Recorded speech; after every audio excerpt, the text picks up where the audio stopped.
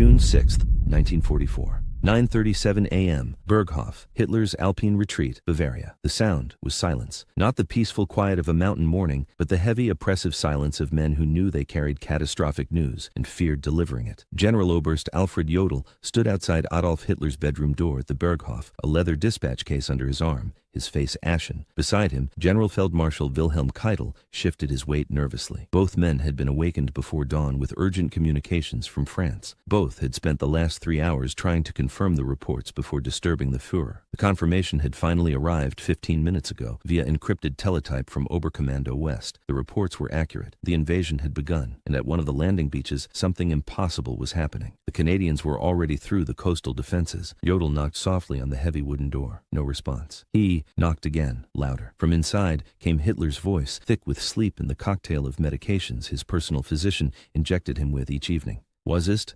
so wichtig? Mein Führer, we must speak with you immediately. It is about France. There was movement inside, furniture being bumped, the click of a lamp being switched on. Then the door opened. Hitler stood in his nightshirt, his hair disheveled, his face puffy from sleep and the effects of the drugs that kept him functioning. He was 55 years old, but looked 70. The man who had once mesmerized crowds with his energy was now a shell propped up by stimulants and delusions. This had better be important, Hitler said, walking back into his room and sitting heavily on the edge of his bed. The Allied invasion has begun, mein Führer, approximately 4 hours ago. Multiple landing points along the Normandy coast. Hitler was suddenly alert. Normandy, not Calais? Jodl shook his head. Normandy, man. Führer, 5 beaches, American, British, and Canadian forces, airborne drops inland, massive naval bombardment. The Atlantic Wall is under assault. Hitler stood and began pacing, his mind racing. How many landing points did you say? 5 beaches, mein Führer, codenamed Utah, Omaha, Gold, Sword, and Juno by the enemy. Our forces are engaging them at all points. Hitler nodded, still processing. This was the moment he had anticipated for months, the great invasion. The test of his Atlantic Wall, the opportunity to throw the Allies back into the sea and buy time for his secret weapons to turn the tide. What is the situation at each beach? Give me the details. Keitel pulled papers from the dispatch case and began reading. At Utah Beach, American forces have landed with relatively light casualties. They are consolidating their beachhead. At Omaha Beach, American forces are taking heavy casualties but appear to be pinned down. Significant German defensive success there. At Gold Beach and Sword Beach, British forces are ashore and pushing inland against moderate resistance. Hitler nodded with satisfaction. Good, the defenses are holding. What about the 5th beach, Juno? Keitel's voice became quieter. Juno Beach is the Canadian sector, mein Führer. The situation there is problematic. Hitler's eyes narrowed. Problematic how? Jodl interrupted, knowing this news had to be delivered carefully. Mein Führer, the Canadian 3rd Infantry Division landed at Juno Beach at 0749 hours. According to reports from the 716 Infantry Division defending that sector, Canadian forces have achieved breakthrough of our coastal defenses. Hitler stared at him. Breakthrough? What do you mean breakthrough? The Canadians have penetrated through our fortified positions and are advancing inland toward Caen. The coastal defenses at Juno Beach have been overwhelmed. Hitler's face went through a series of transformations, confusion, disbelief, then rage. How long? He demanded. How long since they landed? Jodl checked his notes. Approximately 1 hour and 48 minutes ago, mein Führer. The breakthrough was reported at approximately 0842 hours. Hitler did the calculation in his head. The Canadians had broken through the Atlantic Wall in less than 1 hour. This was impossible. The Atlantic Wall was his fortress, 3 years of construction, billions of Reichsmarks, concrete bunkers, interlocking fields of fire, mines, obstacles, the finest defensive engineering in the world, and Canadian colonial troops had punched through it in under an hour. There must be an error, Hitler said quietly. The reports must be confused. Battlefield communications are always chaotic. Jodl, who had been anticipating this reaction, pulled out another document. Mein Führer, we have multiple confirmations. Wehrmacht communications from the 716 Division, Luftwaffe reconnaissance reports, even intercepted. Allied naval communications, all confirm the same information. The Canadians have broken through at Juno Beach and are advancing toward Caen. Hitler sat down slowly on his bed. For a moment, he was silent, staring at nothing. Then he spoke, and his voice carried something his generals had rarely heard, not rage, not denial, but genuine shock. Mein Gott, Hitler whispered, Sie sind schon da. My God, they are already here. The words hung in the air. Keitel and Jodl exchanged glances. They had expected fury. They had expected accusations of cowardice against the defending troops. They had expected orders to execute commanders. But this quiet shock was somehow more disturbing. This is not just the story of a military defeat. This is the story of what happened when Adolf Hitler's ideology crashed into reality, and reality won. This is the story of what Hitler said, what he believed, and how those beliefs led him to make decisions that would cost Germany any chance of throwing the Allies back into the sea. Because Hitler's response to the Canadian breakthrough at Juno Beach was shaped by years of racial theory, strategic delusion, and an inability to accept information that contradicted his worldview. What he said in the hours and days after learning about Juno Beach would reveal the depth of his disconnection from reality, and that disconnection would help seal Germany's fate. To understand Hitler's reaction to the Canadian breakthrough at Juno Beach, you must understand what he believed about Canadians. In Hitler's racial ideology, the world was divided into hierarchies of blood.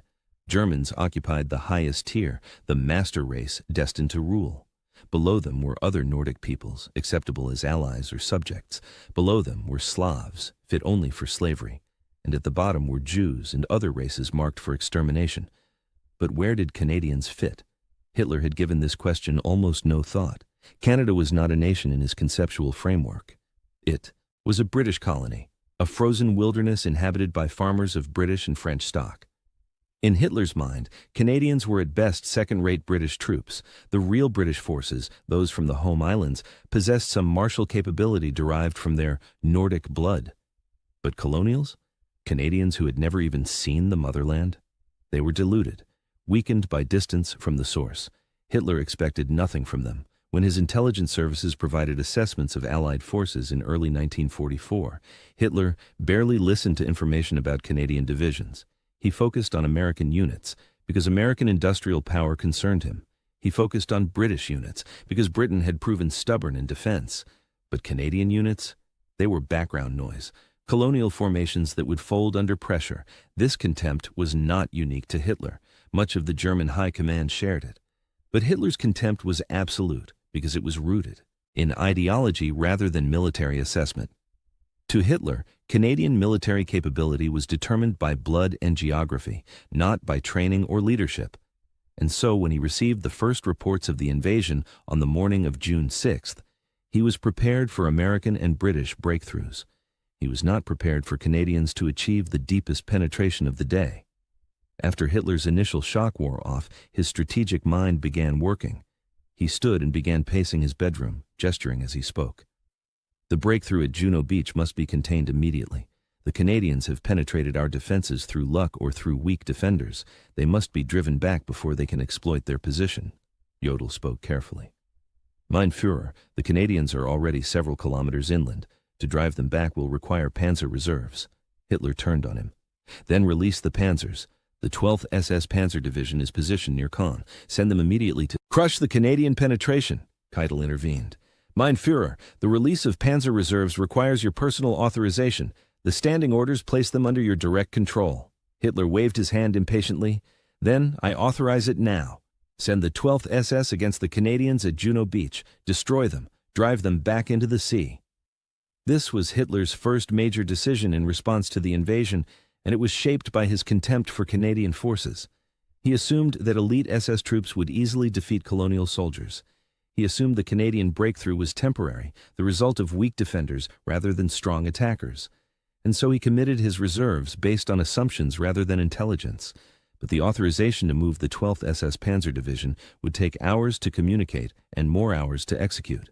The division would not reach the Canadian sector until the following day, and by then, the Canadians would be dug in with artillery, support and naval gunfire covering their positions. Hitler's delay in releasing the reserves, caused partly by his assumption that Canadians could not possibly maintain their breakthrough, gave the Allies crucial time. Over the morning of June 6th, as Hitler dressed and moved to his map room, he received updates from all 5 invasion beaches. Each report confirmed that the invasion was succeeding. But Hitler fixated on Juno Beach. He kept returning to the map of that sector, studying the pins showing Canadian positions. Finally, he turned to Jodl. "Explain to me how this happened. How did Canadians penetrate the Atlantic Wall in less than 1 hour?" Jodl had been dreading this question. "Mein Führer, the preliminary reports suggest several factors. The Canadians employed specialized armor that proved effective against our obstacles.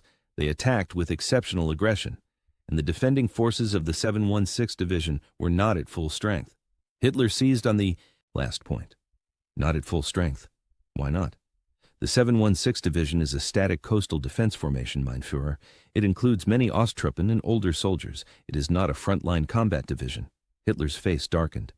"You are telling me that we defended the coast of France against invasion with second-rate troops. Who made this decision?" Keitel spoke up.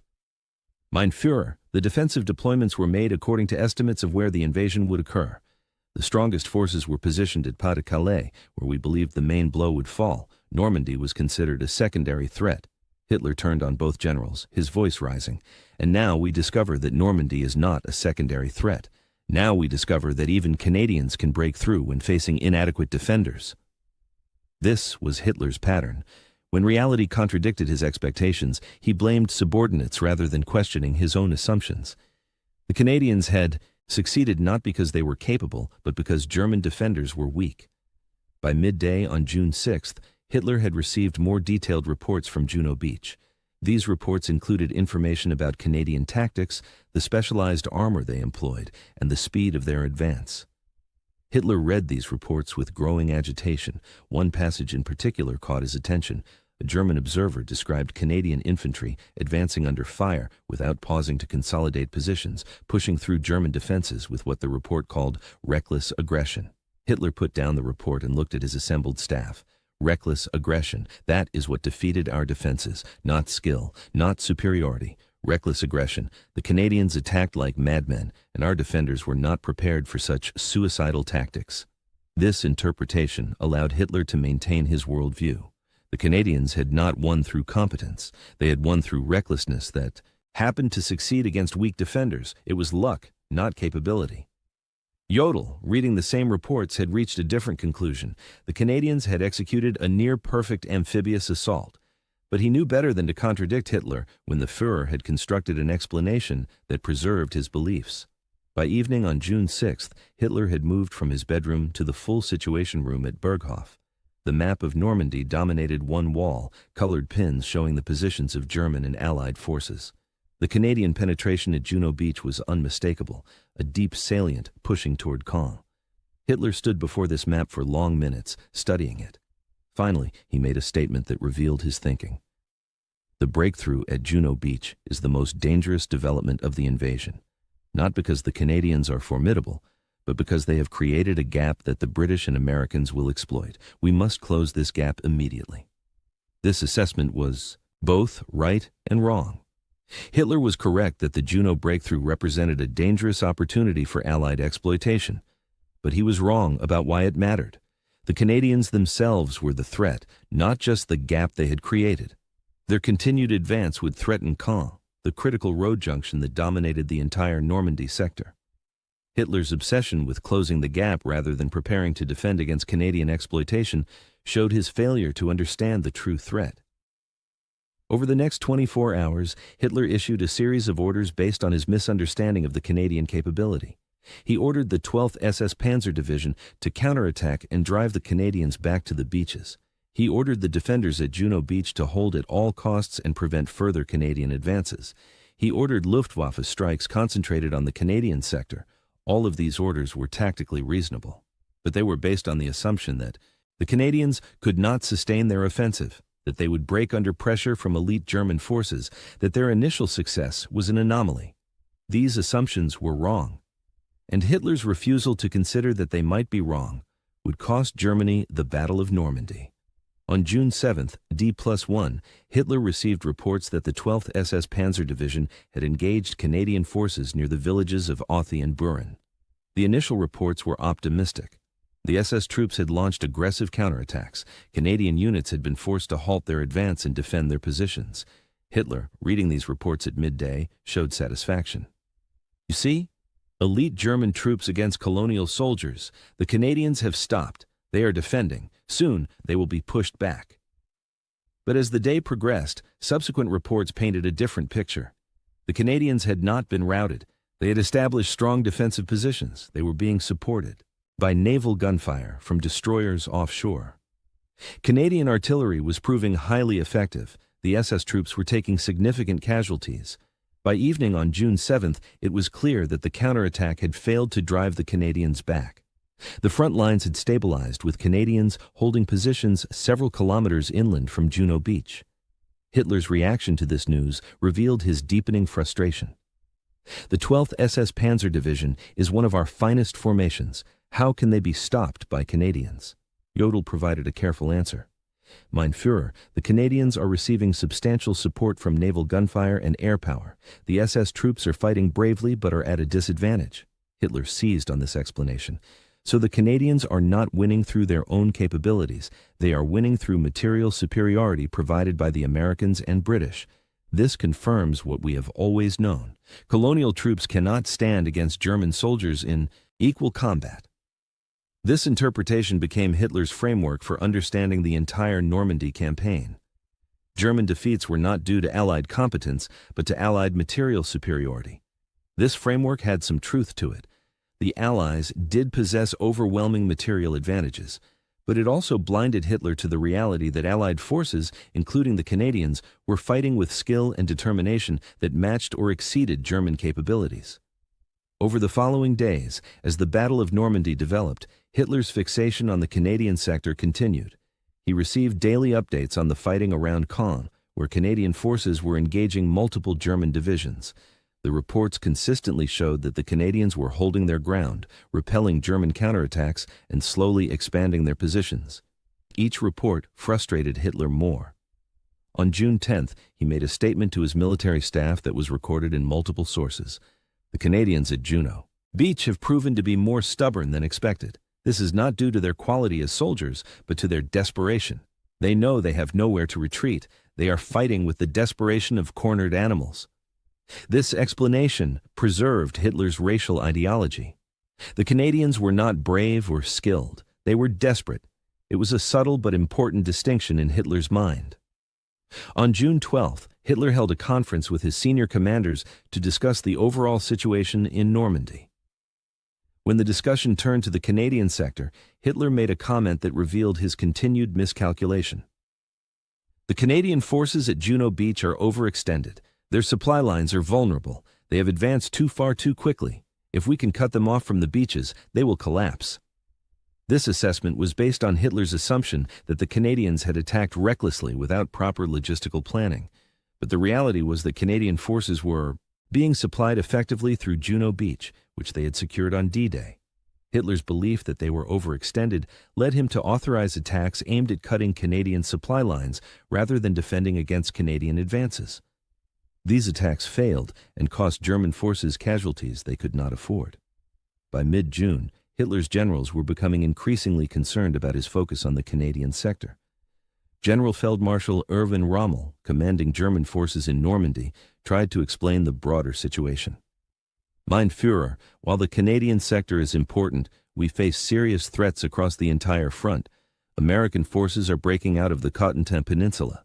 British forces are pressing toward Caen from multiple directions. We must allocate our reserves based on the greatest threats. Hitler dismissed this advice. The greatest threat is the Canadian penetration at Juno Beach. They achieved the deepest breakthrough on D-Day. They remain the point of maximum danger. We must concentrate our efforts there. Rommel tried a different approach. Mein Führer, the Canadians have proven to be formidable opponents. They are well-trained, well-led, and fighting with great determination. We must respect their capabilities and plan accordingly.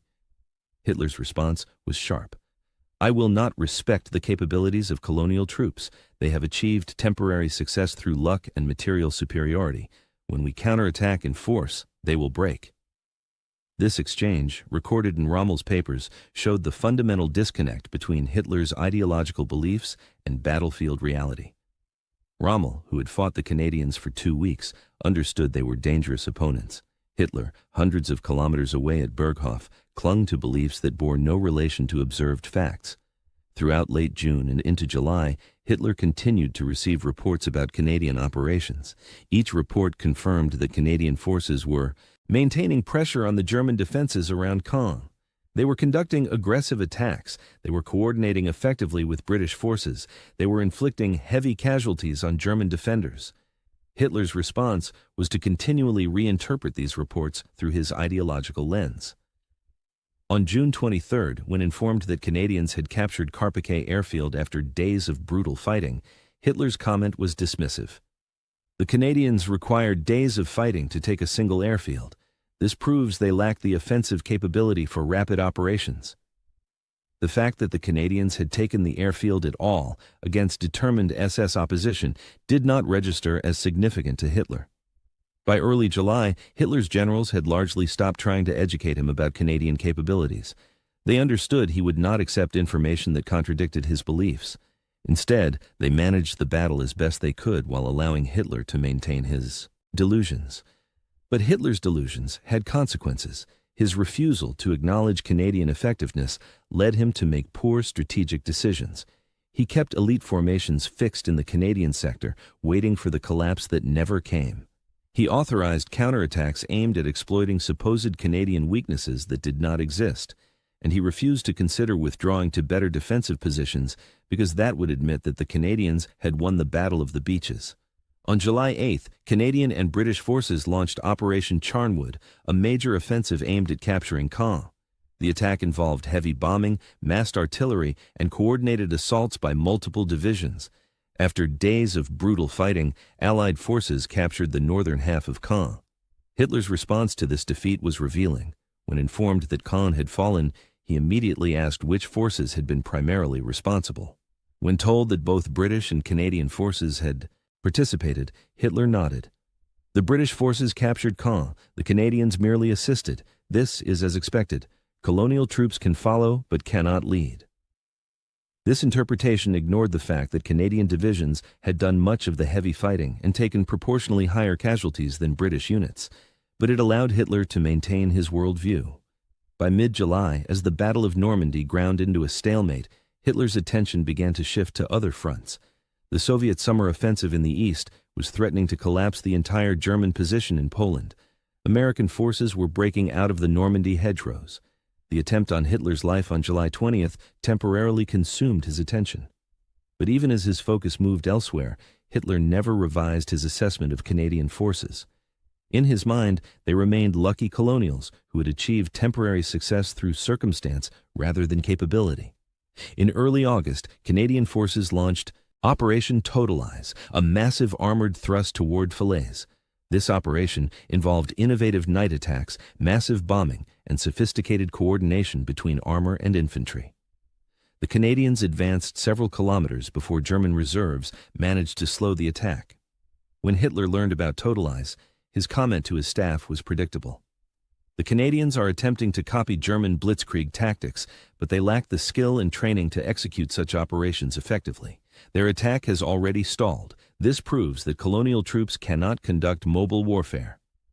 The fact that the Canadians had designed and executed a complex night attack involving hundreds of vehicles and thousands of troops, something German forces rarely attempted, did not impress Hitler.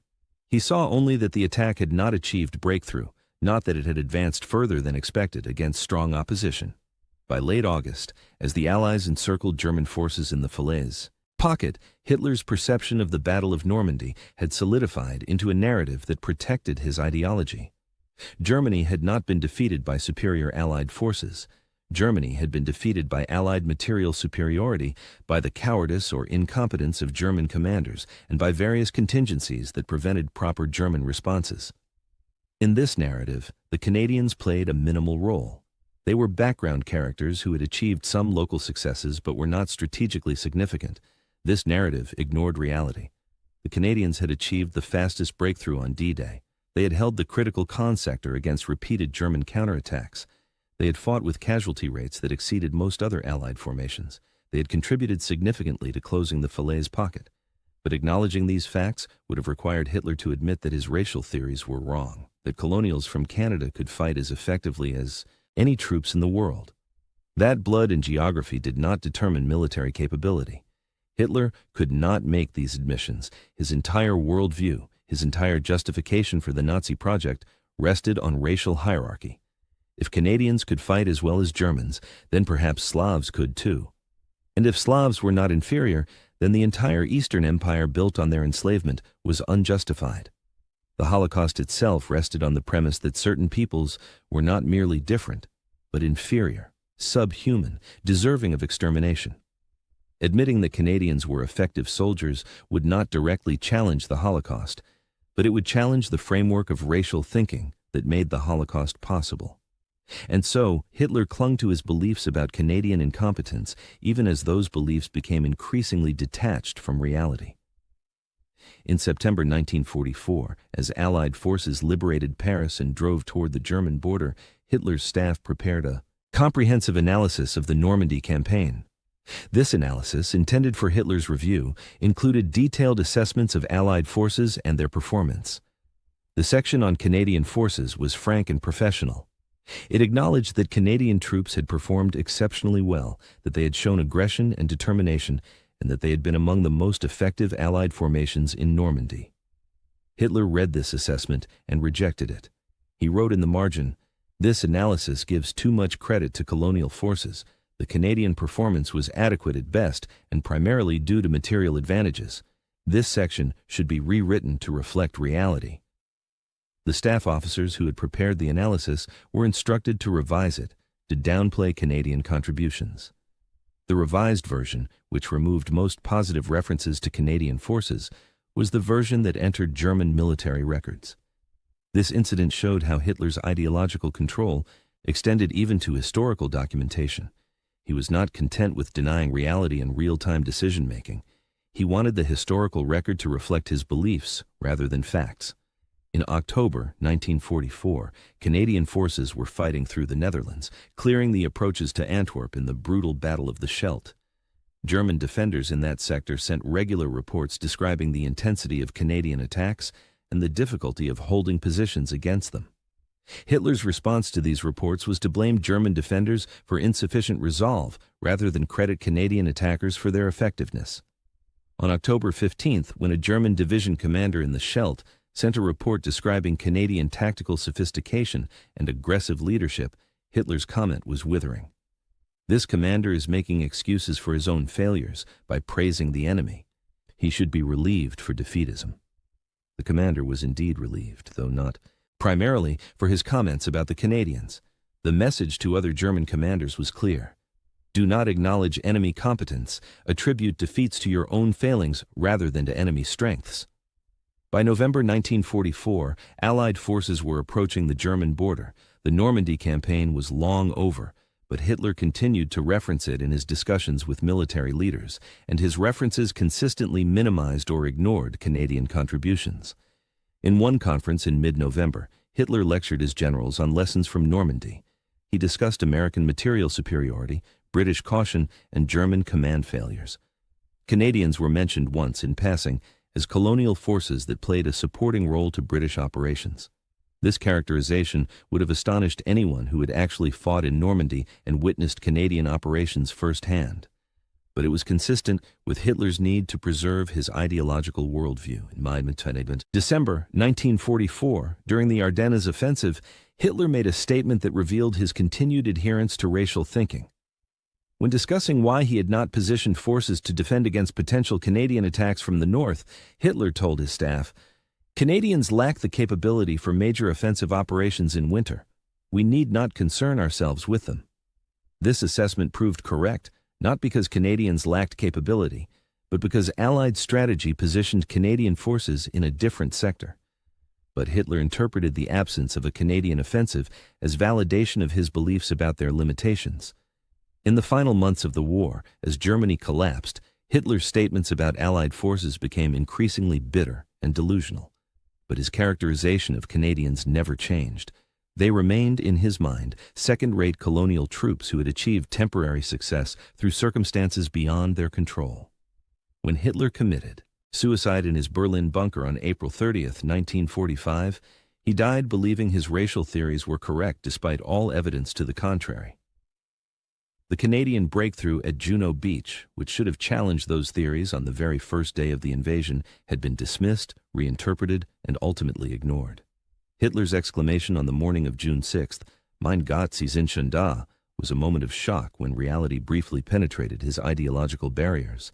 But that shock lasted only moments before his mind began reconstructing explanations that preserved his worldview. The Canadians were already there, already through the Atlantic Wall, already advancing inland. But to Hitler, this could not mean that they were capable soldiers who had executed a superb assault. It could only mean that something else had gone wrong. Weak defenders, reckless tactics that happened to succeed. Material superiority, anything except the obvious truth that Canadians were as capable of military excellence as any other people. After the war, historians gained access to German military records and began reconstructing Hitler's response to D-Day. The documents revealed the pattern described here. Initial shock, followed by ideological reinterpretation, followed by rigid adherence to beliefs despite contradictory evidence. Allied intelligence officers interviewing captured German generals and staff officers asked specifically about how German high command viewed Canadian forces. The responses were illuminating. Lower-ranking officers and soldiers who had actually fought against Canadians universally described them as formidable opponents. Staff officers at higher headquarters who relied on Hitler's assessments often characterized Canadians as less capable. And Hitler himself had refused to acknowledge Canadian effectiveness even when confronted with detailed evidence. This pattern demonstrated how ideological thinking at the top of a command structure could distort reality throughout an organization. German soldiers fighting Canadians knew the truth, but that truth could not penetrate upward through a system where the leader refused to accept it. When Canadian historians studied German documents in the 1950s and 60s, they were struck by the disconnect between German assessments of Canadian forces at different command levels. Combat reports from divisions and regiments described tough, aggressive, well-coordinated Canadian attacks. Reports from Army and Army Group headquarters described Canadian operations in much more dismissive terms, and Hitler's own statements barely acknowledged Canadian participation in the battle. This documentary evidence confirmed what many Canadian veterans had sensed during the war. They were fighting effectively, taking objectives, defeating German forces, but they felt that their contributions were not being recognized or valued by higher Allied command or by the enemy.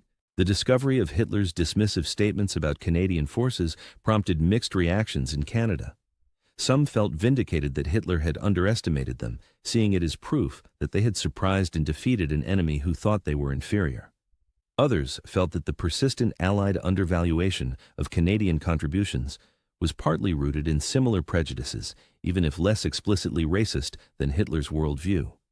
The broader historical lesson from Hitler's response to the Canadian breakthrough at Juno Beach is about the danger of ideological thinking in warfare. Military effectiveness must be assessed based on observed performance, not on preconceived theories about racial, national, or cultural characteristics.